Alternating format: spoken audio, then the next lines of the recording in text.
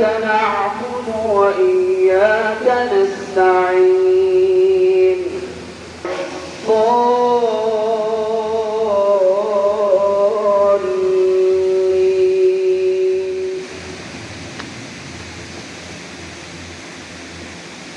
إنه لقرآن كريم الله أكبر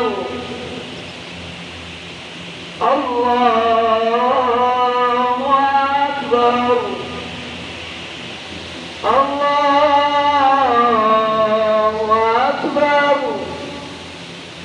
الله أكبر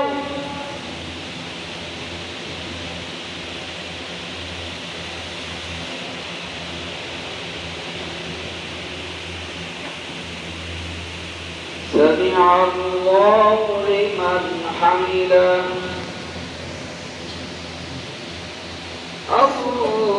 الله أكبر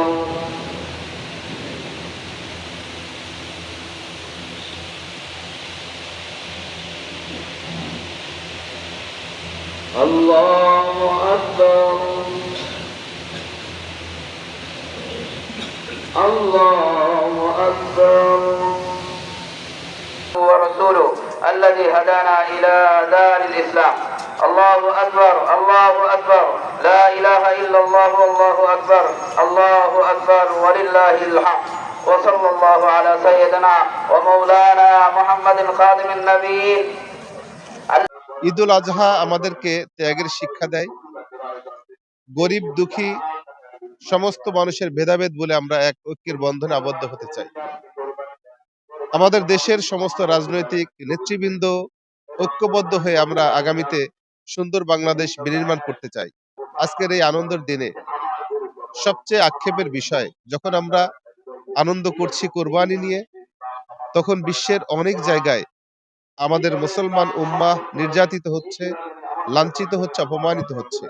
আমরা এর নিন্দা করছি এবং সমস্ত জুলুম, অত্যাচার, নির্যাতন থেকে যেন মুসলিম উম্মাহ রক্ষা পায় সেই আহ্বান করছি বিশ্ববাসীর কাছে।